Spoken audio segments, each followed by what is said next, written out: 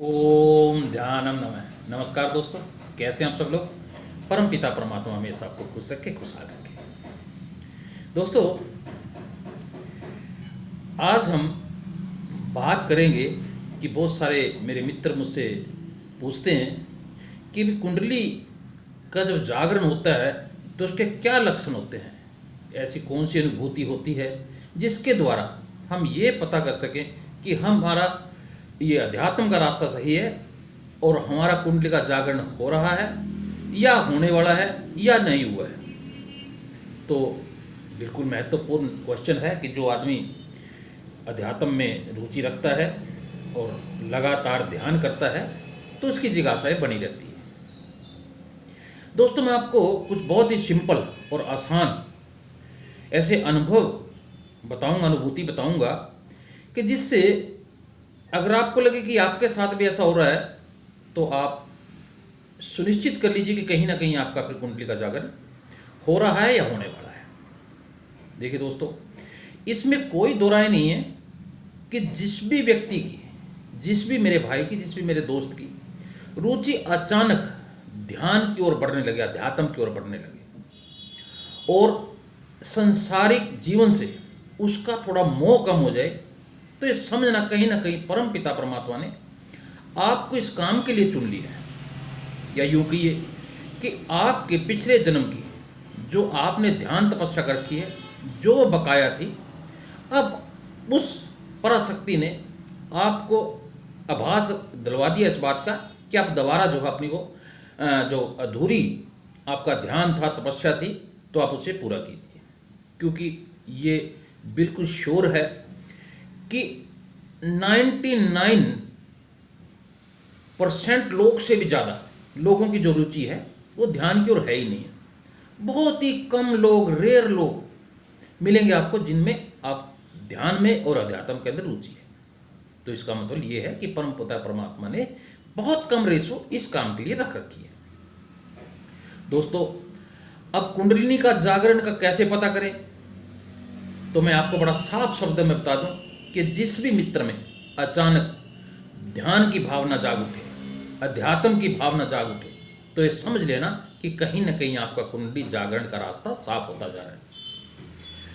कुंडलिनी जागरण ये बिल्कुल श्योर है, मेरा मानना है कि अध्यात्म की नर्सरी क्लास है कि आपका ध्यान में अगर मन लग रहा है तो कहीं ना कहीं आपके शरीर के अंदर कुंडलिनी का जागरण जो है, वो कुंडली शक्ति जो है वो जोर मार रही है कि उसका जागरण हो। और जो ऊर्जा आपके संसारिक कामों की वजह नीचे की ओर बह रही थी, उसका जो है रास्ता नीचे की ओर बह के ना, बल्कि आपका उसका उद्गम हो और ऊपर की ओर हो जाए, यानी सातों चक्रों को भेदती हुई आपके सहस्रार चक्र तक पहुंचे। ये आपस में दोनों का मेल है, ध्यान का भी और कुंडलिनी का भी। मैंने बताया आपको कि कुंडलिनी जो है ध्यान की नर्सरी क्लास है, तो इसमें बिल्कुल घबराने की जरूरत नहीं है। अगर आपका मन ध्यान में लगता है तो समझो कि कहीं ना कहीं कुंडलिनी ही शक्ति ही उसको ऐसा करने के लिए विवश कर रही है। तो दोस्तों, अब इसके कौन कौन से लक्षण है, बहुत सी सिंपल बातें मैं आपको बताऊंगा। अगर आपके जीवन में घटित हो रही हैं तो आप उसको अपने मन में ही टिक कर लेना कि हाँ ये ठीक है, ये ठीक है। तो समझना कि आपका कुंडली जागरण और ध्यान की जो प्रक्रिया है वो कहीं ना कहीं आपकी सद रही है। देखिए दोस्तों, सबसे बड़ी बात यह है कि अचानक आपका अगर मन जो है संसार से कट जाए, यानी आपके रोजमर्रा के कामों से आपकी रुचि कम हो जाए, तो समझना कि आपको उस पराशक्ति ने, उस जो परे लोगों की शक्ति है, उन्होंने आपको चुन लिया है कि आप जो है इस काम के लिए आगे आए। अब क्या होगा जब ऐसा होगा? एक तो सबसे बड़ी बात यह है कि आपका स्वभाव जो है वो चेंज होने लगेगा। आपकी बातें आम आदमी को या आपके प्यारे मित्र को पसंद नहीं आएंगी। उन लोगों की आपकी बातें अजीब लगेंगी और वो लोग आपको कहेंगे भी ये बात कि भाई आपको ये क्या हो गया, पहले तो ठीक था, पता नहीं क्या बेकी बातें करता है। तो इसका मतलब ये है कि कहीं ना कहीं आपका रास्ता जो है वो खुल रहा है ध्यान का और कुंडली का। ये समस्या आपको ज़्यादा दिन नहीं रहेगी। कुछ समय के बाद आपका जैसे जैसे अभ्यास बढ़ेगा तो आपको जो लोग आपको नकारते थे, बातें आपकी ठीक नहीं थी, वही लोग आपको दोबारा कहने लगे यार नहीं भाई ये आदमी जो है ये बात बिल्कुल ठीक है, ये झूठ बोल ही नहीं सकता, ये इसकी बात में दम है। तो फिर आप ये समझना कि आपके साथ जो हो रहा है वो बिल्कुल ठीक हो रहा है। नंबर 2 बात ये है कि आप ध्यान में बैठे, शुरू में तो आपका ध्यान बिल्कुल मिलेगा, 5, 7, 10 मिनट आप बैठ ही नहीं सकते, लेकिन आपने अपनी तपस्या से, अपनी लगन से, आपके अंदर जो वो भावना उठी है उससे, उसके बल पर आपने आसन जो अपना साधना शुरू कर दिया है, और ये आसन आपने बढ़ा के 30 मिनट से लेके लगभग 1 घंटा, 1.5 घंटा, 2 घंटे तक अगर आप बैठते हैं और आपका मन लगता, ध्यान में आपको उठने का मन नहीं होता, तो भी समझ लेना चाहिए कि कहीं ना कहीं आपके कुंडलिनी का जागरण हो रहा है। और इसके आगे चल के अब आपको एक और आभास होगा कि जो सबसे बड़ा आभास मैं मानता हूं कि आपको ये लगेगा कि आपके साथ कोई है, यानी आपको अपने शरीर में और आत्मा में भेद नजर आएगा। आपका जो भौतिक शरीर है ये आपको लगेगा ये बेकार का शरीर, लेकिन जो है एक और आपको शरीर दिखेगा। कई बार रेयर उसमें ये चांस में होता है, अमूमन नहीं होता है। कभी कभी आपको लगेगा कि आपके पीछे कोई आ रहा है, आप देखेंगे होगा कुछ नहीं। कई बार लगेगा आपको साइड में कुछ खड़ा, कोई इंसान खड़ा हुआ आपके, तो वो होगा कुछ नहीं, आपके मन का वहम जरूर है वो, लेकिन कहीं ना कहीं आपको पराशक्तियां जो हैं वो शक्ति भेज रही हैं ताकि आप अपनी जो सूक्ष्म शरीर है उसको देख सकें। मैं दोस्तों यहाँ तक बता दूं, जो मैंने अनुभव में आया है, मैंने देखा है कि कई बार मैं बाय द वे किसी लॉन्ग रूट पे जा रहा हूँ और अपनी गाड़ी में हूँ, चाहे वो 2 व्हीलर है या कार है, तो अचानक कोई हाईवे है जैसे जीटी रोड वगैरह है, NH1 वगैरह है, तो उसके ऊपर कई बार ऐसा आभास होता है, हालांकि बड़ी ट्रैफिक चल रही होती है, लेकिन मैं अपने ध्यान में चला जा रहा हूँ, तो ऐसे लगता है अचानक कोई आदमी आपके सामने से गुजर के गया, या दिखेगा आपको 5-10 कारों के बीच से कोई इंसान गुजर के गया। मैंने कई बार रोक के देखा, फिर ये आदमी गया कहाँ, देखा तो भी था, लेकिन वो होता नहीं। तो आपको समझ लेना चाहिए, इसे घबराने की जरूरत नहीं है।